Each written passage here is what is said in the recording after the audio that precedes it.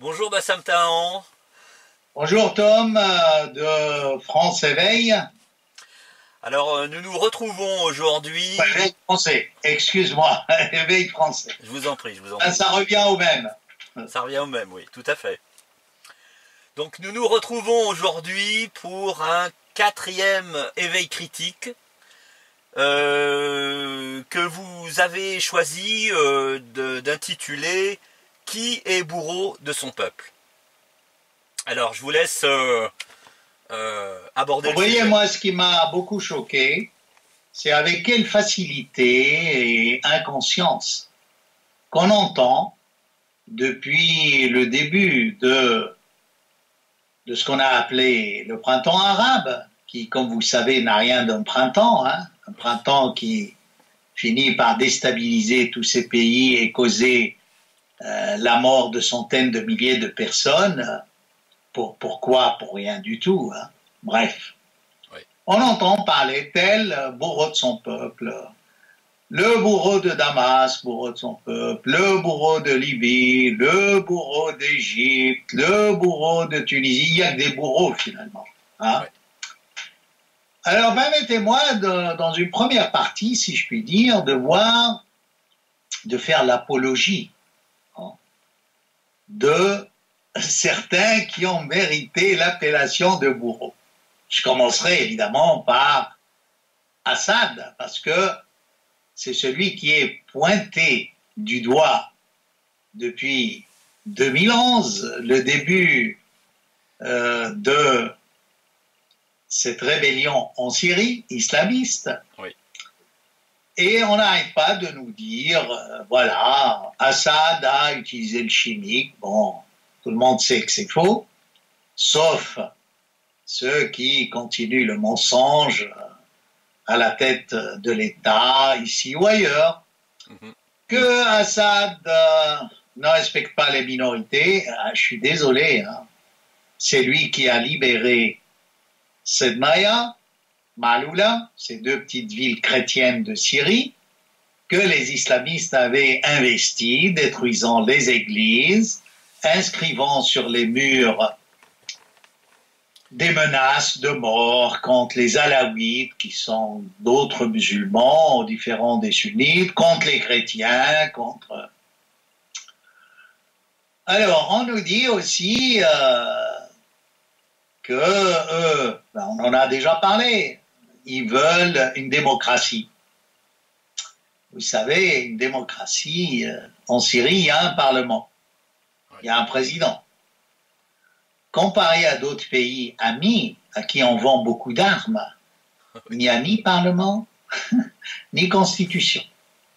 L'Arabie saoudite n'a pas de constitution et n'a pas de parlement. Il en est de même de la majorité des pétromonarchies. Alors la démocratie et les droits de l'homme, je vous dis, en Syrie, on ne décapite pas. Par contre, le royaume saoudite décapite. Oui. Et il y a pas mal de têtes qui tombent par an. Et comme par hasard, ce sont soit les étrangers pakistanais ou des chiites, opposants politiques, comme Nimr el-Nimr. Et ça, bon, on ferme les yeux.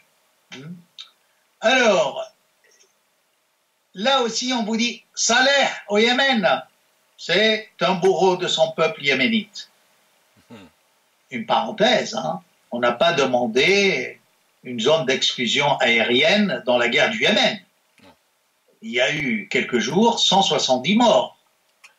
Et le royaume saoudite a décliné toute responsabilité. Alors qui c'est? La coalition arabe, mais qui dirige la coalition arabe? Hein? Il y a bien l'Occident derrière. Et on nous dit, Saleh est le bourreau du peuple yéménite. On se demande qui est le bourreau. Je continue sur Assad, avec cette parenthèse concernant le Yémen, parce que ça s'imposait. Oui. On ne peut pas demander une zone d'exclusion en Syrie, hein, et ne pas demander une zone d'exclusion aérienne au Yémen. Depuis 1 an et demi que ça dure et qu'il y a des milliers de morts. Hein, pourquoi? Hein, oui. Parce que les zaïdites chiites du Yémen revendiquent un statut égalitaire. Ils ne veulent pas être des citoyens de second rang. Je ferme la parenthèse du Yémen, on reviendra. Mais en aucun cas, je peux dire que Saleh est un bourreau de son peuple et pas le roi du royaume saoudite. Ah non, là, on ne peut pas faire passer ça. Je ne veux pas continuer à faire l'apologie d'Assad. C'est quelqu'un qui a fait des études, c'est pas un militaire. Il a essayé de moderniser son pays. Il y avait zéro dette étrangère. C'était un pays laïque. Il y avait des ministres chrétiens, il y avait des ministres sunnites, il y avait des ministres chiites, il y avait des ministres kurdes. Que demande le peuple? Mais il ne plaisait pas. Donc, du coup, c'est un bourreau. Parce qu'il n'a pas signé de paix avec Israël, parce qu'il s'oppose à la politique impérialiste américaine, parce qu'il s'oppose à la mondialisation. Donc, si vous échappez à ce formatage qu'on veut nous imposer, tout de suite vous devenez un bourreau de votre peuple. Alors, s'il met en prison des islamistes, ça c'est injuste, les droits de l'homme. Mais enfin, honnêtement, soyons réalistes. Si en France on avait mis ces islamistes en prison et bien surveillés, on n'aurait peut-être pas eu les attentats. Alors quelque part, vous allez me dire quoi? Vous dites que en France il y a des gens bourreaux de leur peuple? Je ne dis pas tout à fait cela. Mais je vous mets en garde, faites attention. En 1989, dans le journal Le Monde, j'ai été interviewé par Jean-Jacques Bauzonnet, qui avait fait aussi un article où je mettais la France en garde contre l'islamisation négative avec les accords bilatéraux de langue et culture d'origine, où on enseignait dans le primaire des matières musulmanes alors qu'on était dans une république laïque. On permettait à ces profs importés du monde arabe, du Maghreb, ce qu'on ne permettait pas aux curés et aux rabbins de France. Là, ça ne va pas. Oui, la laïcité. J'avais tiré la sonnette d'alarme en leur disant, faites gaffe. Là, on est en train de glisser sur une pente très dangereuse qui est une islamisation dès la plus tendre enfance d'une population musulmane. Alors là, permettez-moi de dire une chose. Personnellement, je crois que la civilisation musulmane est une très grande civilisation qui a beaucoup donné à l'humanité, mais tel que la France a géré tout ce dossier de population musulmane, c'est condamnable. Les responsables de droite comme de gauche n'ont pas vu venir ce danger. Je vous dis, 1989, les accords bilatéraux de langue et culture d'origine. On est là à la source de la radicalisation, à la source. Bassam Tahran, oui. Je me permets de vous interrompre, mais vous soulevez quelque chose d'important là. C'est peut-être le début d'une orientation très suspecte de la diplomatie française en direction des pays justement de la péninsule arabique, en particulier en donnant, je dirais, un avantage substantiel vis-à-vis d'une vision de l'islam très rigoriste, comme celle qui est enseignée et diffusée en Arabie Saoudite. Et en Afrique, vous avez raison. C'est le point que je voulais soulever juste après le problème des langues et cultures d'origine, les LCO. C'est celui des frères musulmans et c'est celui des wahhabites. Jusqu'à maintenant, les différents gouvernements qui se sont succédés n'ont pas osé regarder la réalité en face. C'est-à-dire, moi qui suis sur le terrain depuis 40 ans, je peux dire, j'ai vu monter cet islam intégriste dans les différents centres culturels, dans la vie quotidienne, du fait que j'étais en contact avec des élèves, étant prof d'arabe, je collais à cette réalité de la population musulmane de France, voyez-vous.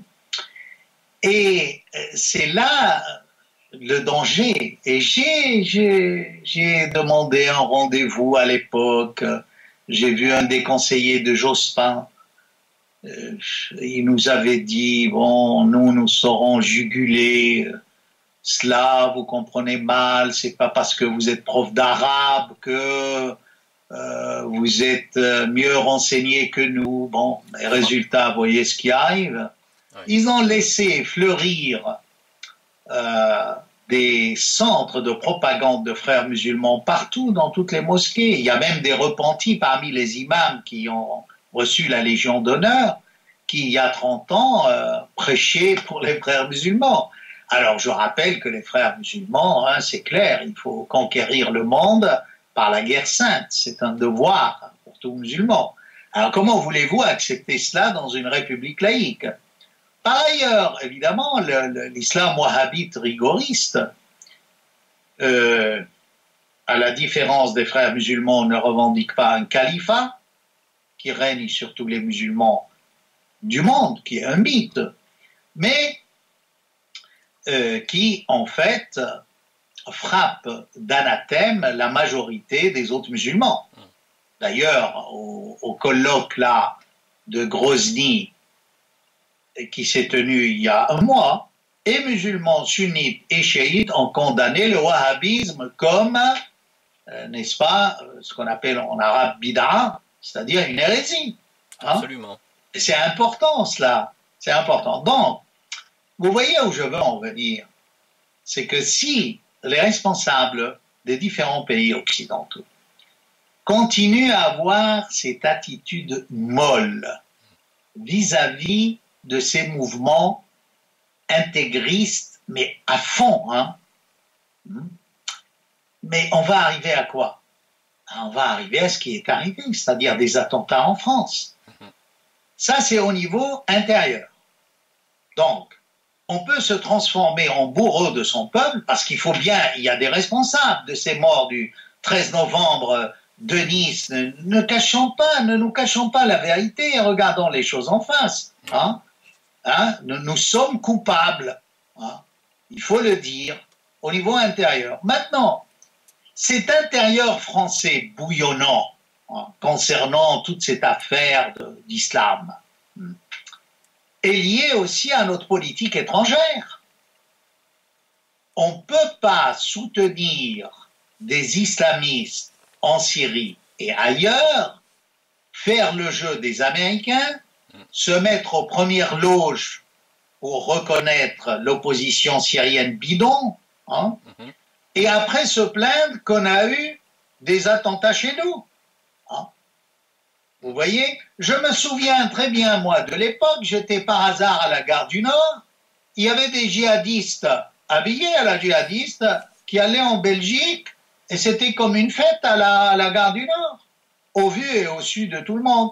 Mais à l'époque, les autorités françaises disaient on ne peut pas interdire à de jeunes Français d'aller se battre en Syrie pour renverser un dictateur. C'est-à-dire qu'ils ont fait la confusion entre la guerre civile d'Espagne de 1936 et ils voyaient dans ces jeunes Français qui partaient en Syrie, qui les ont encouragés d'ailleurs, hein, vu les déclarations. Enfin, je ne veux pas avoir de procès contre moi, je ne citerai pas de nom. Il suffit de voir cette période, vous allez voir que moult responsables français ont déclaré leur soutien, ont appelé à renverser Assad. Et ce qui est dramatique, c'est que jusqu'à maintenant, en 2015 par exemple, un présidentiable dit que son but était de renverser Assad, que c'est pas vrai qu'il n'avait pas de projet. Eh ben, la belle affaire. Bref, vous voyez. Donc, si on continue comme ça, avec cette politique étrangère et cette politique intérieure, et ce déni de la valeur, de l'apport culturel de cette population musulmane, des problèmes de son intégration, ben on va arriver où? Finalement, on est très responsable de ce qui se passe et de ce qui se passera, parce que la guerre avec Daesh n'est pas finie. Et vous voyez, aujourd'hui la France est complètement isolée. Personne ne nous aime, ni les islamistes, ni les chrétiens d'Orient, ni les laïcs, ni les pro-occidentaux de là-bas. Ils trouvent qu'on a trahi nos valeurs, oui, qu'on ne sait pas où on va, qu'on va à la dérive. Ce bateau français qui tient la barre finalement. Hein, est-ce qu'on va le chercher aux États-Unis ou en France et Navarre? Permettez-moi de rigoler un peu. C'est dommage, voyez-vous. Et on ne peut pas dire qu'il n'y a pas eu de voix qui se sont élevées. Hein. D'ailleurs, vous remarquerez qu'aujourd'hui, il y a de plus en plus de témoignages de journalistes indépendants qui ne sont pas nombreux, mais qui contredisent la doxa des médias qui défend tout le temps le gouvernement, que tout se passe bien, qu'on lutte bien contre les islamistes, que on a créé des centres anti-radicalisation. Depuis le temps qu'on parlait des prisons, personne ne nous a écoutés. Plus personne ne nous soutient. On nous aime parce qu'on vend des armes. L'Égypte a acheté des Rafales. On vend au Royaume Saoudite, au Qatar. Mais à part ça, cette belle image de la France, elle est où? On est quoi? Des marchands de canons, et on a transformé nos jeunes en chair de canon, et on a détruit des pays heureux. Alors, s'il vous plaît, je ne dis pas les confrères des médias, parce qu'on n'est vraiment pas des confrères. Faites attention à votre langage, à cet abus. Avant de traiter n'importe qui de bourreau, balayez devant votre porte.